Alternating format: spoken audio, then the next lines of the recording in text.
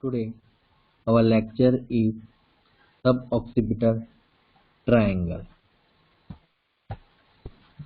In the suboccipital triangle, we will see location of the suboccipital triangle, boundaries of the suboccipital triangle, what are the contents. Lastly, we will see applied anatomy. Here, you can see occipital region. Okay, the occipital bone. Okay, and this is a suboccipital region. So here there is a location of the suboccipital triangle. One by one we will see boundaries, contents and the applied anatomy. First we will see boundaries. Okay, here you can see there are the four muscles. First muscle, that is a rectus capitis posterior minor, or simply you can see this muscle. Below that there is another muscle, that is a rectus capitis posterior major. Here above or superior there is a superior oblique capitis muscle, or simply you can call it superior oblique. And below or inferiorly there is a inferior oblique capitis muscle or inferior oblique muscle. So here first we will see the where the origin and the insertion of this muscle. First we will describe this muscle, that is a rectus capitis posterior major muscle. Okay, so this is a rectus capitis. This muscle is a rectus capitis posterior major muscle. Okay, so here this is a first vertebra, that is a atlas, and this is a second vertebra. So rectus capitis posterior major muscle that arises from the posterior, okay, that is a spine of the axis. Okay, so it arises from the spine of the axis, and it is going above and laterally and medial, or you can say the lateral part of the area below the inferior nuchal line. So this is the superior nuchal line and this is the inferior nuchal line. So here this is a rectus capitis posterior major muscle. Medial to it, okay, this muscle, that is a rectus capitis posterior minor muscle that arises from the posterior tubercle of the atlas, that is the first vertebra, going above and insert to the medial part of the inferior nuchal line. So this is the origin and the insertion. Third muscle, this muscle is the superior oblique capitis muscle. That origin is from the transverse process of the atlas and going above to the lateral area, okay, to the, or you can see the lateral area to the inferior nuchal lines, or in between the nuchal line it is going to insert. Here the last muscle, that is the oblique capitis inferior, okay, or the inferior oblique muscle that arises from the spinous process of the axis vertebra, going laterally and inserted over the transverse process of the atlas, that is the first vertebra. These all are supplied by suboccipital nerve or dorsal ramus, that is the first cervical nerve. Okay, The suboccipital nerve, that is the first cervical nerve, dorsal ramus. All the muscles are supplied by the suboccipital nerve or dorsal ramus of first cervical nerve. That both the name are same. Now we will see the what are the boundaries. So first you can see supromedially. Okay, so here the supromedially and this is also the supromedially. So these two muscles is a supromedial boundary. So here that is a rectus capitis posterior major muscle that is supplemented by the rectus capitis posterior minor muscle. Supralaterally, here superior oblique capitis muscle and inferiorly this is the inferior oblique capitis muscle. So here you can see this is the suboccipital triangle. Okay, so these are the boundaries. Okay, you can see this type of the muscle during the dissection. Okay, so here clear cut you can see this is the atlas, this is the axis. Okay, now you can see these are the muscle. Okay, you can also identify what are the muscles. Now the roof. Okay, so here first of all the skin, okay, then the fascia, and here the lateral side the roof is formed by the muscle that is a longissimus capitis muscle.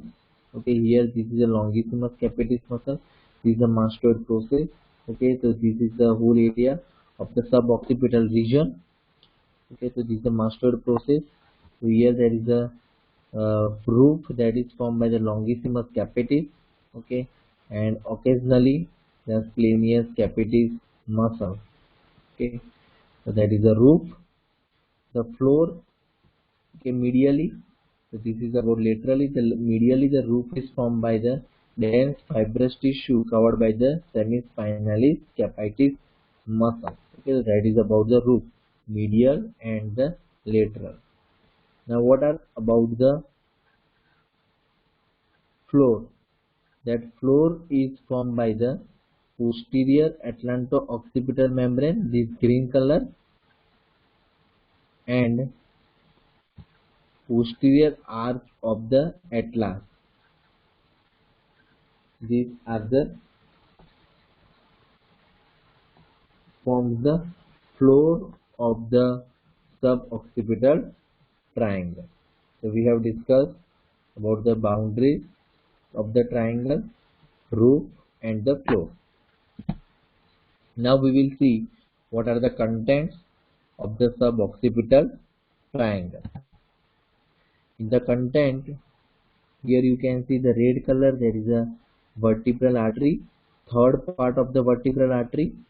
This nerve, that is a dorsal ramus of C1, okay, or the suboccipital nerve. This nerve is going to supply all the suboccipital muscle that we have discussed. That is the superior oblique muscle, inferior oblique muscle, rectus capitis posterior major and rectus capitis posterior minor muscle. All the muscles are supplied by dorsal ramus of C1. Another content is the suboccipital plexus of veins.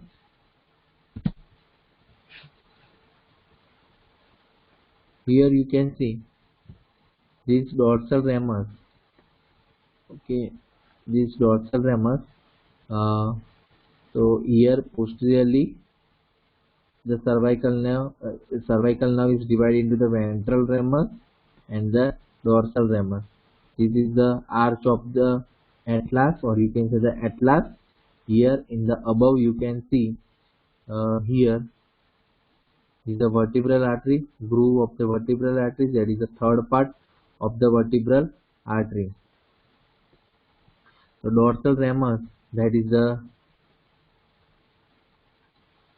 suboccipital nerve that supplies all the four muscles.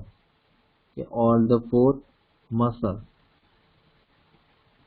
Also, when This dorsal ramus of the C1 supplies the inferior oblique.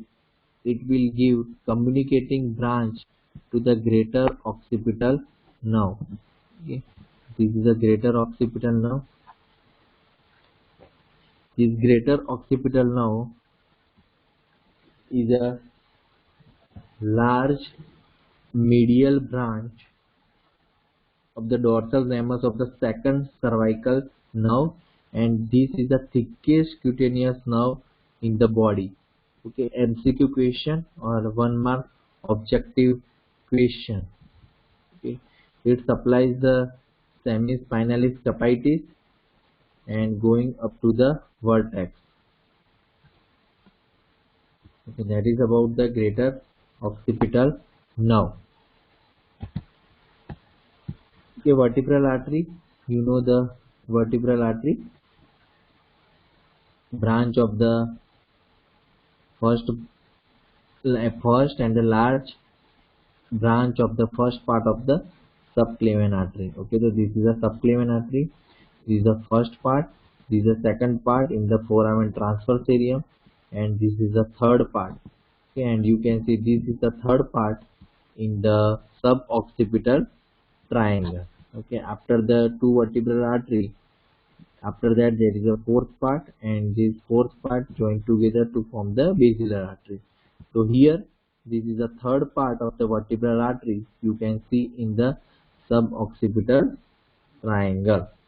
Okay, so these are about the contents of the suboccipital triangle.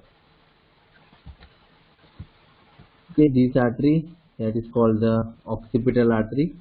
Occipital artery that is arise from the external carotid artery. Okay, branch of the external carotid artery. Okay, now we will see the applied anatomy.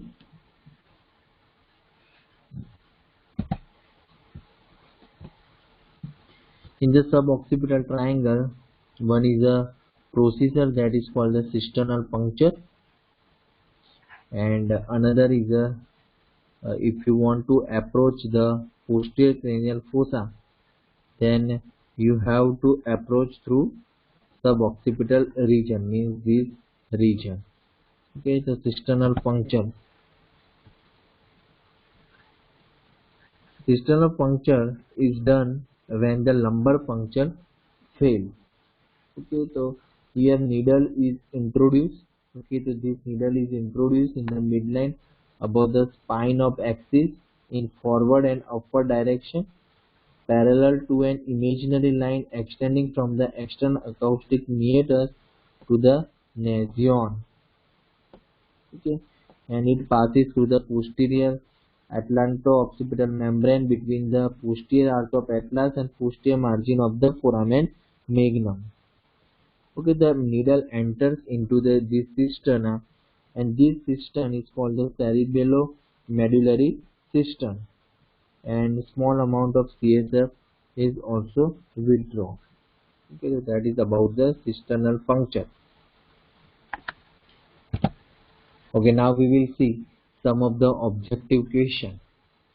Which part of the vertebral artery lies in the suboccipital triangle? First question. What is the answer? The answer is the third part of the vertebral artery. Second question. Which is the thickest cutaneous nerve of the body? The answer is the greater occipital nerve. Now the second question is, greater occipital nerve is branch of which nerve? Okay, that you have to find out. Third question, which cervical nerve is known as a suboccipital nerve? Answer is the first cervical nerve. Last question, dorsal ramus of which cervical nerve has no cutaneous branch? What is the answer? Answer is the first cervical nerve. That is all about the objective questions. Okay, short note that can be asked, that is a suboccipital triangle. Thank you.